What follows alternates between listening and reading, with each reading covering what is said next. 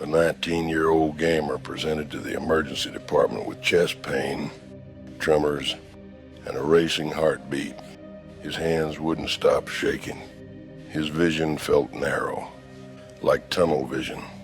He said it started during a ranked gaming match. Suddenly, his heart began pounding uncontrollably, faster than he'd ever felt before. He thought it was just adrenaline. It wasn't. This is what happened to his heart. He had been gaming competitively for months, long sessions, late nights, high stakes, at least to him. He wasn't a professional, but he treated it like he was. Every match mattered. Every millisecond counted. And like many others trying to gain an edge, he turned to something marketed as harmless, focus supplements. At first, it worked exactly how he expected. He felt sharper, faster reaction times, more alert, less fatigue. He could play longer without losing concentration. His performance improved, and so did his confidence. So he kept taking them, but over time, one scoop wasn't enough. The label said 1 serving per day. He started taking 2, then 3. He was trying to win. What he didn't fully realize was what he was actually consuming. Many focus supplements, especially those marketed toward gamers, contain a combination of stimulants. The most common ingredient is caffeine, often in high doses. But that's just the beginning. These formulas can also include compounds like beta-alanine, taurine, L-tyrosine, and sometimes additional stimulants like yohimbine or synephrine. Individually, these ingredients can be tolerated, but in combination, they begin to stack. Caffeine, in particular, works by blocking adenosine receptors in the brain. Adenosine is responsible for promoting sleep and relaxation. When it's blocked, the brain becomes more alert.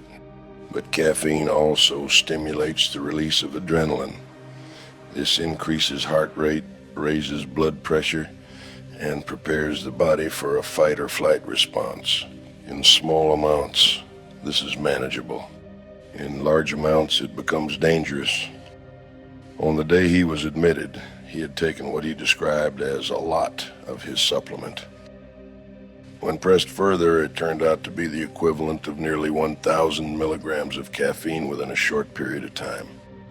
Roughly 10 cups of coffee, consumed rapidly. But unlike coffee, it hit his system all at once, alongside other stimulatory compounds. At first, he felt energized, then restless, then anxious. His hands started to tremble. His heart rate climbed higher and higher. 125 beats per minute, 150, 180, up to 200. He tried to keep playing, thinking he just needed to focus harder, but his chest began to tighten. Not sharp pain, but pressure. Uncomfortable, concerning. Then came the palpitations.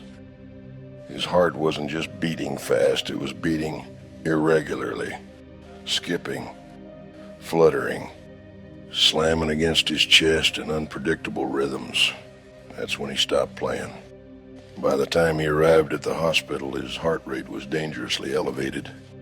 An electrocardiogram revealed something more serious than simple tachycardia. He was experiencing an arrhythmia, a disturbance in the heart's electrical system.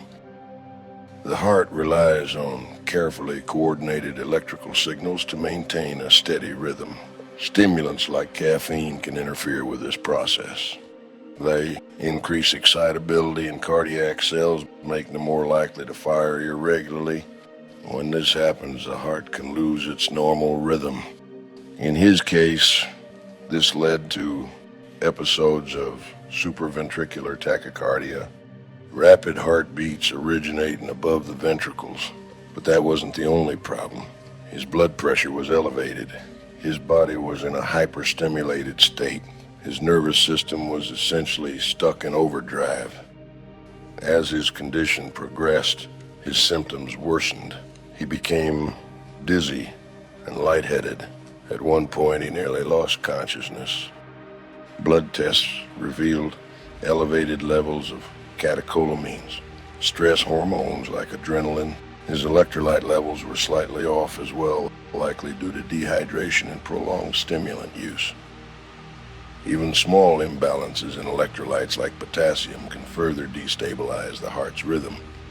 The medical team began treatment immediately. First, they worked to stabilize his heart rate. Medications were administered to slow down the electrical conduction in his heart. Fluids were given to correct dehydration and help flush out the excess stimulants from his system. He was placed under continuous cardiac monitoring. Despite these interventions, his condition remained unstable. His heart rhythm continued to fluctuate.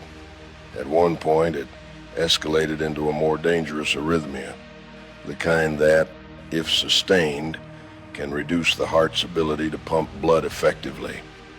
When that happens, vital organs, including the brain, don't receive enough oxygen.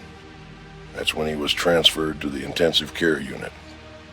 In the ICU, the focus shifted from symptom management to preventing a potentially life-threatening outcome. He was closely monitored for signs of cardiac deterioration.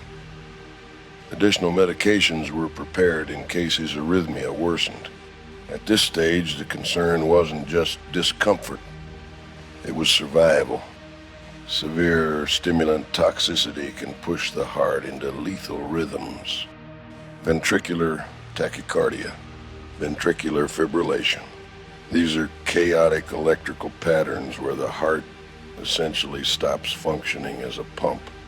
Without immediate intervention, they can lead to cardiac arrest. He was dangerously close to that threshold. Over the next several hours, his body began to slowly metabolize the excess stimulants. Caffeine has a half-life of about 5 to 6 hours, but in high doses, this can be prolonged. His system needed time to clear it. Gradually, his heart rate began to come down. The arrhythmias became less frequent. His blood pressure stabilized. But the experience left a lasting impact. After regaining full consciousness and awareness, he was able to reflect on what had happened. What he thought was a harmless performance boost had nearly cost him his life.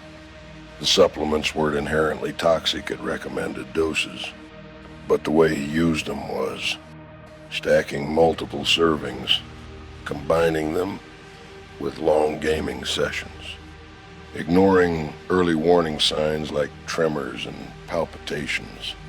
All of these factors contributed to the outcome. He was discharged days later with strict instructions to avoid stimulant overuse and to follow up with a cardiologist. His heart function eventually returned to normal, but not without a warning, because what happened to him isn't isolated. As more people turn to performance-enhancing supplements, whether for gaming, studying, or fitness, the risk of misuse increases. These products are often marketed as safe, natural, and effective, but natural doesn't always mean harmless. Dose matters, frequency matters, and most importantly, awareness matters. In his case, it started with a simple goal: to play better. It ended in the ICU with his heart pushed to the edge of failure, and it all came down to something he thought was helping him focus. If you enjoyed this video, consider liking, subscribing, and leaving a comment. It genuinely helps support the time and effort that goes into creating these videos. Sharing it with someone who might find it interesting also makes a bigger difference than you might think. Thanks for watching. I'll see you in the next video.